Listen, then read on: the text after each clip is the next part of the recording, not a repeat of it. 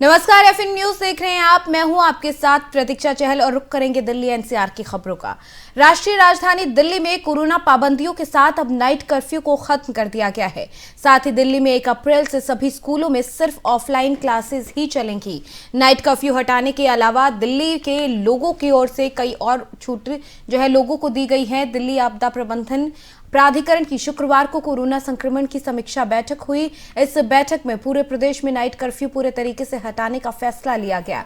यानी अब दिल्ली के लोग हर वक्त बिना किसी भी रोक टोक के आवाजाही कर सकेंगे। डीडीएमए की बैठक में मेट्रो और बसों में यात्रियों को खड़े होकर यात्रा करने की अनुमति भी दे दी गई है और बिना मास्क के पकड़े जाने पर जुर्माने में कटौती भी की गई है। यानी कि अगर अब बिना मास्क के आप मिलेंगे तो जो जुर्माना देना होगा उसकी कीमत अब कम होगी। अब दिल्ली में किसी को बगैर मास्क के पकड़ा गया तो जुर्माने के रूप में 500 रुपए देने होंगे। धार्मिक स्थलों में श्रद्धालुओं के प्रवेश की भी अनुमति दे दी गई है। सामाजिक, मनोरंजक, धार्मिक, राजनीतिक त्योहार से जुड़े आयोजन की भी अनुमति दे दी गई है।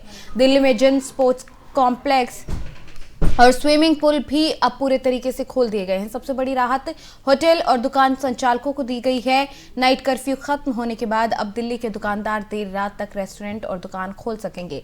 अब दिल्ली में दुकान और रेस्टोरेंट खोलने की समय सीमा खत्म कर दी गई है। यानी अब रेस्टोरेंट या दुकान मालिक देर रात तक अपना संस्थान खोल सकेंगे। 1 अप्रैल से स्कूल, कॉलेज और सभी तरह के शैक्षणिक संस्थानों में पूरे तरीके से ऑफलाइन कक्षाएं चलेंगी। तो आपको बता दें, अब दिल्ली के लोगों को कोरोना की जो गाइडलाइंस थी उनका पालन तो जरूर करना है, लेकिन जो पाबंदियां थी उनमें राहत जरूर मिली है। मेट्रो, बस में अब खड़े होकर यात्रा कर सकेंगे। अगर बिना मास्क के अगर आप पकड़े जाते हैं तो जुर्माना अब आपको कम देना होगा। नाइट कर्फ्यू को खत्म कर दिया है और अब जो स्कूल, कॉलेज हैं उनमें ऑफलाइन क्लासेस ही लगेंगी। यानी कि अब छात्र छात्राओं को स्कूल और कॉलेजेस में ही जाकर पढ़ाई करनी होगी।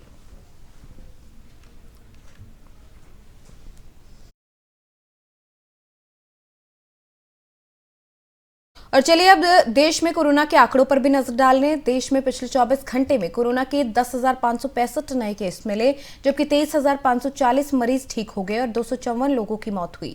वहीं एक्टिव केस की बात करें, यानी कि इलाज कर रहे मरीजों की संख्या की बात करें तो 13,229 की कमी उसमें आई है। इससे एक दिन पहले यानी कि वीरवार को 13,166 नए केस मिले थे और 302 लोगों की मौत हुई थी।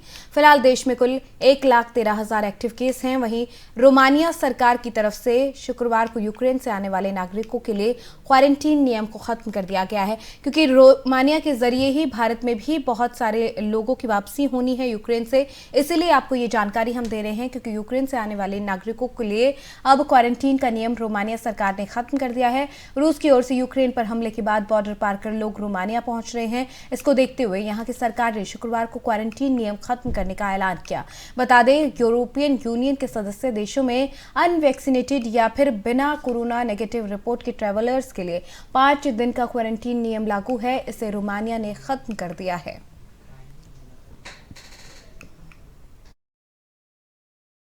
घट रहे हैं, हालांकि दिल्ली में इस घटते मामलों की वजह से छूट भी दी गई है। अब दिल्ली में जहां नाइट कर्फ्यू खत्म कर दिया गया है और तमाम नियमों के बारे में हमने जिस तरीके से आपको बताया कि वहां पर छूट दी गई है। मास्क पहनने पर जुर्माने की राशि को कम, जो मास्क है अगर आप नहीं पहने हुए होते हैं तो जो जुर्माना आप पर लगेगा उसकी राशि को कम कर दिया गया है। साथ ही नाइट कर्फ्यू को हटा दिया गया है, यानी कि अब रेस्टोरेंट वगैरह जो है वो देर रात तक खुले रह सकते हैं और अब लोग बिना रोक टोक के आवाजाही कर सकते हैं।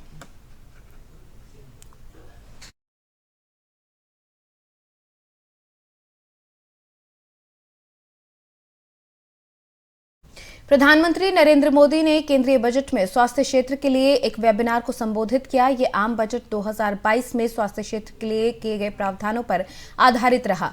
पीएम मोदी ने सुबह 10 बजे वेबिनार का उद्घाटन किया। वेबिनार में स्वास्थ्य मंत्रालय के प्रख्यात वक्ताओं और विशेषज्ञों के साथ पैनल की चर्चा की गई, जिसमें स्वास्थ्य क्षेत्र के विभिन्न कार्यक्रमों और योजनाओं के बारे में विभिन्न हितधारकों को शामिल किए जाने के बारे में भी बातचीत की गई।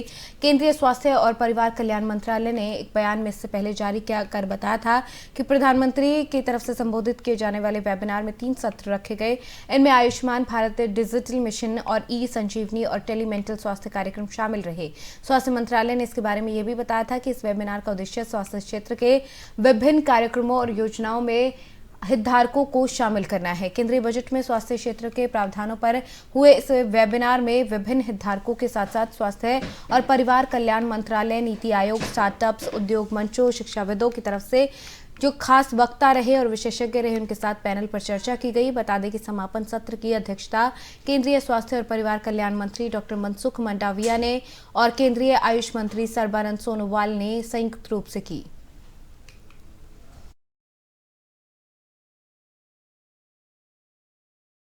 वहीं सुप्रीम कोर्ट ने शुक्रवार को एक महिला की उस याचिका पर सुनवाई करने से इनकार कर दिया जिसने उसने अपने दुष्कर्म करने के आरोपी की जमानत की खारिज करने की मांग की थी। शीर्ष अदालत ने कहा कि यह सहमति से संबंध बनाने का मामला लगता है जिसमें वो उसके साथ होटल में गई और केंद्रीय सुरक्षा बल की सीमा पर तैनात अपने पति के भेजे हुए वेतन को खर्च किया।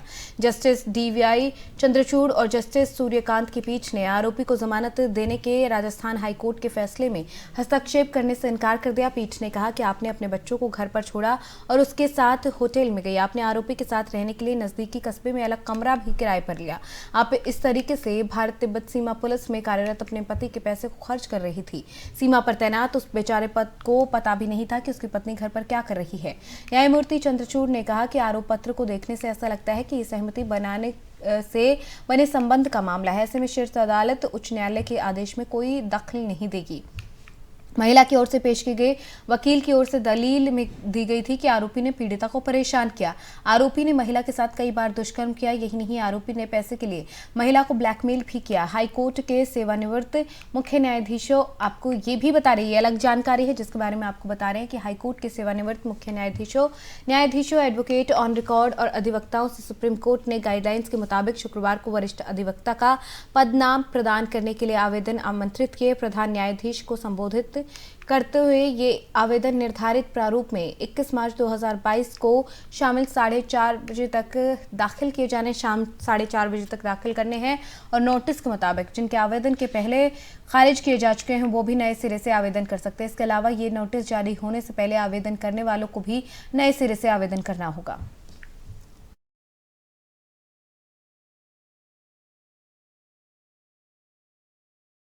वहीं रूस और यूक्रेन के बीच चल रहे युद्ध की चपेट में आने से यूक्रेन की विभिन्न यूनिवर्सिटियों में पढ़ने वाले हजारों छात्र वहां पर फंस गए हैं।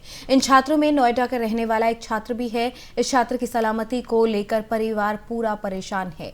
परिवार के लोगों ने भारत सरकार से उसे घर वापस लाने की गुहार लगाई है। ये तस्वीर अक्षित की है, जो कि तस्वीर अभी आपको हमने दिखाई, जिसका आज जन्मदिन है। उसको मनाने के लिए परिवार वाले तैयारियों में जुटे थे। घर में कीर्तन कराया जाना था, लेकिन फ्लाइट कैंसिल होने के कारण अक्षित भारत नहीं लौट सका।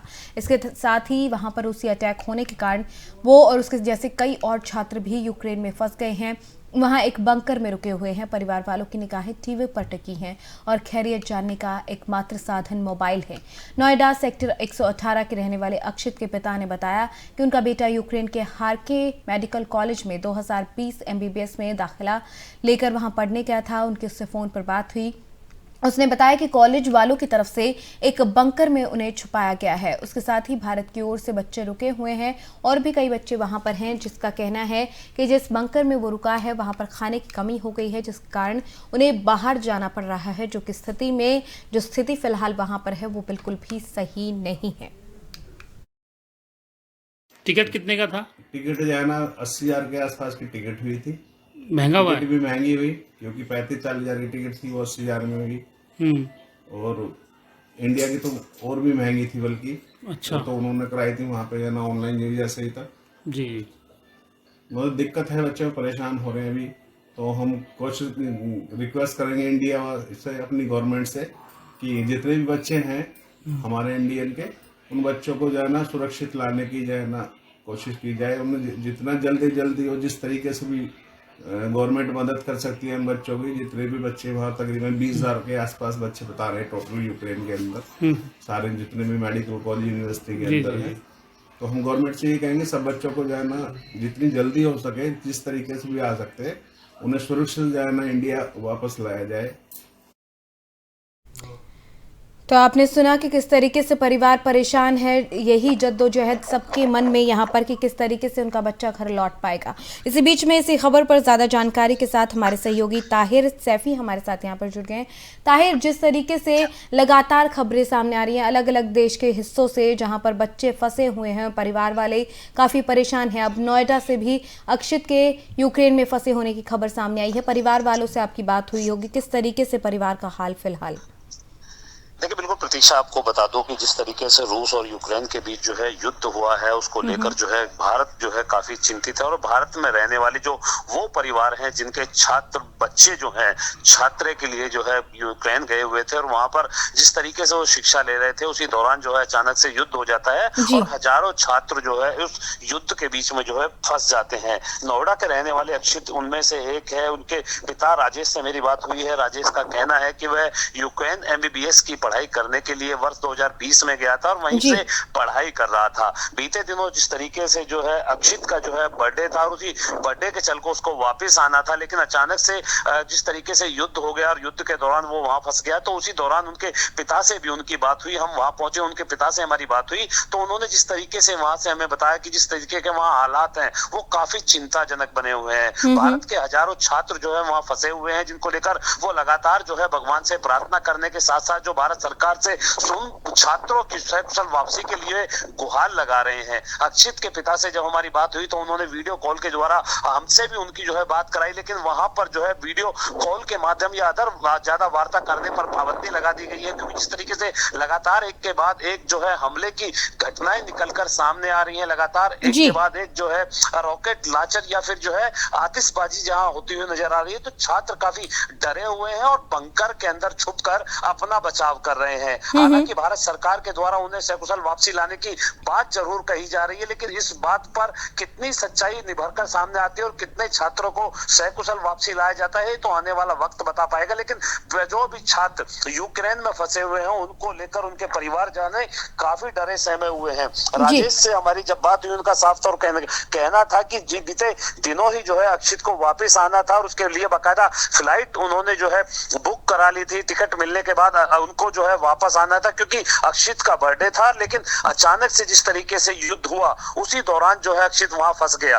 फिलहाल वीडियो कॉल के माध्यम से जो है अक्षित से जो है वो बात कर पाते हैं और टीवी पर निगाह हमेशा टिकटिकी जमी रहती है कि कहीं ऐसा ना हो कि भारत के किसी छात्र के साथ किसी तरीके की अनहोनी हो जाए। बिल्कुल, ये डर हम सभी के लिए बना हुआ है ताहिर, क्योंकि जिस तरीके से हमारे देश के स्टूडेंट्स वहां पर फंसे हुए हैं, देश के बाकी लोग वहां पर फंसे हैं, तो ये चिंता जाहिर सी ही बात है कि सबको है कि वहां पर किसी को कोई नुकसान ना पहुंचे और वो घर पहुंच पाए सही से। ऐसे में जब इस पूरे मसले को लेकर क्या परिवार की तरफ से किन्हीं अधिकारियों से, किसी प्रशासनिक अधिकारी से किसी तरीके से कोई बातचीत हो पाई है कि क्या आगे कदम रहेंगे? देखिए, अक्षित के पिता राजेश से मेरी बात हुई है। उनका साफ तौर पर कहना है कि उन्होंने भारत सरकार के लिए बाकायदा लेटर लिखा है और गुहार लगाई है कि जितने भी भारत के छात्र यूक्रेन में फंसे हुए हैं सबकी सकुशल वापसी जो है जल्द से जल्द कराई जाए, ताकि जो परिवार भारत में रह रहे हैं उनको जो है पूरी तरीके से भरोसा दिलाया जा सके कि भारत छोड़कर अगर कोई छात्र दूसरे देशों में जो है जाकर शिक्षा हासिल करता है तो उनको सकुशल वापसी जो है आसान संभव हो सके। उसी को लेकर बाकायदा भारत सरकार को उनके द्वारा एक लेटर लिखा गया है और अपने बच्चों के साथ जो भारत के फंसे हुए छात्र हैं उनको सकुशल वापसी की जो है बात की गई है। राजेश से जब हमारी बात हुई है तो राजेश का साफ तौर पर कहना था कि यूक्रेन में लगभग 20,000 ऐसे छात्र भारत के हैं जो अभी भी फंसे हुए हैं और बंकर में रहकर अपने आप को सुरक्षित महसूस कराने में जुटे हुए हैं। लेकिन दूसरी तरफ अगर बंकरों की उनकी बात की जाए तो राजेश जो अक्षित के पिता हैं उनके साफ तौर पर कहना था कि जिन बंकरों में उनके बच्चे जो है छुपकर जो है मजबूर अपनी सकुशल वापसी के लिए जो उम्मीद जताए हुए हैं, तो उन बंकरों में भी अब खाने की जो है दिक्कतें होनी शुरू हो गई हैं। खाने के लिए तो उनको बाहर जाना होता है, जिस समय वो बाहर जाते हैं उन्हें ये डर सताता रहता है कि कहीं ऐसा ना हो कि कोई मिसाइल आकर उनके आसपास आकर गिर जाए और उनमें जो है कोई बड़ा हादसा हो जाए। तो इन मुद्दों को लेकर वो काफी डरे सहमे हुए हैं। हालांकि दूसरी तरफ अगर बात की जाए तो यूक्रेन की सीमा की अगर हम बात करें तो यूक्रेन की सीमा पश्चिमी यूरोप और पूर्वी रूस से जो है सटी हुई है और 1991 तक यूक्रेन पूर्वी क्षेत्रों का हिस्सा रहा करता था। तभी से लेकर इनका जो है विवाद विवाद चला रहा था और वो धीरे धीरे विवाद जो था वो बढ़ते हुए इस अंजाम पर आ गया कि दोनों ही के बीच जो है खूनी संघर्ष होता हुआ नजर आ रहा है और जिसमें हजारों छात्र भारत के जो है फंसते हुए नजर आ रहे हैं। जी चलिए, बहुत शुक्रिया ताहिर इस तमाम जानकारी के लिए। तो यूक्रेन में स्टूडेंट्स फंसे हैं, परिवार तकलीफ में है, सोच रहे हैं कि क्या उनके बच्चे सही से पहुंच पाएंगे। लेकिन एक बात जरूर याद दिला दे आपको, हमेशा से भारतीय विदेश मंत्रालय की तरफ से जब सुषमा स्वराज विदेश मंत्री होती थी उनकी तरफ से एक ट्वीट डाला गया था जो आज भी लोगों के जहन में है कि अगर आप मार्स पर भी हैं तो भी भारतीय दूतावास आपकी मदद जरूर करेगा। तो अब उम्मीद इसी बात की है कि जो बच्चे वहां पर फंसे हैं, जो छात्र वहां पर फंसे हैं, उनको लाने के लिए भारतीय सरकार की तरफ से जो तमाम कोशिशें की जा रही हैं वो कामयाब हों और हर एक बच्चा अपने वतन वापसी कर सके, अपने घर अपनों के बीच में लौट सके।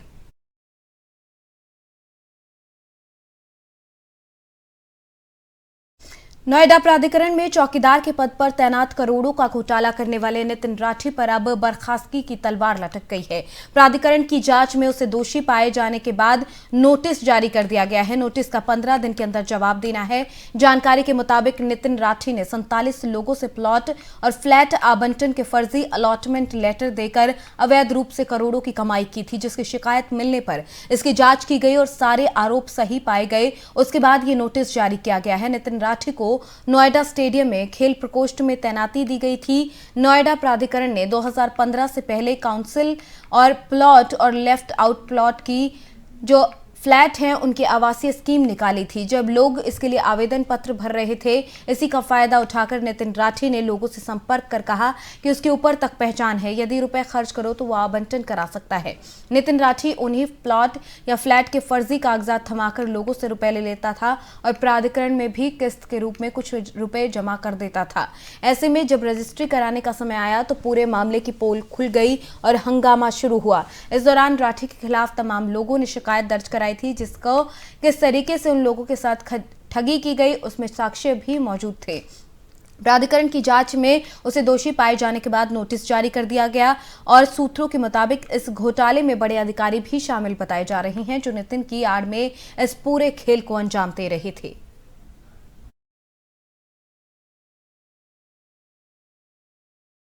और चलिए अब बात करेंगे मौसम की। शुक्रवार देर रात हुई बारिश के बाद शनिवार को दिल्ली एनसीआर का मौसम सुहाना हो गया है। ये बात अलग है कि हवाओं के चलते ठंड का एहसास बाकी दिनों की तुलना में ज्यादा है, लेकिन धूप खिलने से इसका असर दिन में काफी कम हो जाएगा। वहीं शनिवार देर रात तक बीच बीच में बारिश होने के भी आसार हैं। इसके लिए येलो अलर्ट भी जारी किया गया है। इसके बारे में भारतीय मौसम विज्ञान विभाग के ताजा पूर्वानुमान के मुताबिक शुक्रवार की तरह ही शनिवार को दिन में भी आंशिक रूप से बादल छाए रहेंगे। शनिवार सुबह से 30 से 40 किलोमीटर प्रति घंटे की रफ्तार से चलने वाली झोंकेदार हवा दिन भर चलेगी। इस दौरान बीच में हल्की बारिश भी होगी। शनिवार को न्यूनतम तापमान 14 डिग्री सेल्सियस और अधिकतम तापमान 25 डिग्री सेल्सियस रहने की आसार हैं। पश्चिमी विक्षोभ की सक्रियता के चलते मौसम विभाग की ओर से शनिवार के लिए येलो अलर्ट भी जारी किया गया है। रविवार को भी कमोबेश ऐसा ही मौसम बने रहने की संभावना जताई गई है। कुल मिलाकर शनिवार सुबह से लेकर रात तक बारिश हो सकती है। इससे पहले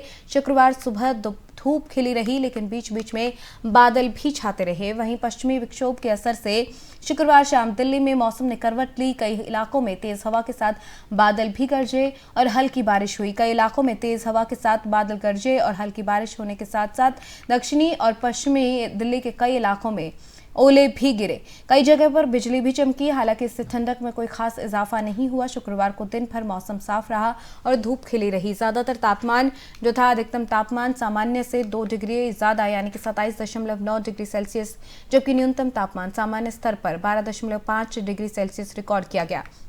अधिकतम तापमान इस सीजन का सर्वाधिक रहा। हवा में नमी का स्तर 44 से 95% दर्ज किया गया। बारिश शाम 5:30 से रात 8:30 बजे तक सफदरजंग में 1.6 मिलीमीटर और पालम में 3.2 मिलीमीटर बारिश दर्ज की गई। सर्वाधिक अधिकतम तापमान 28.7 डिग्री सेल्सियस नजफगढ़ में और सर्वाधिक न्यूनतम तापमान 16.1 डिग्री सेल्सियस पीतमपुरा में रिकॉर्ड किया गया।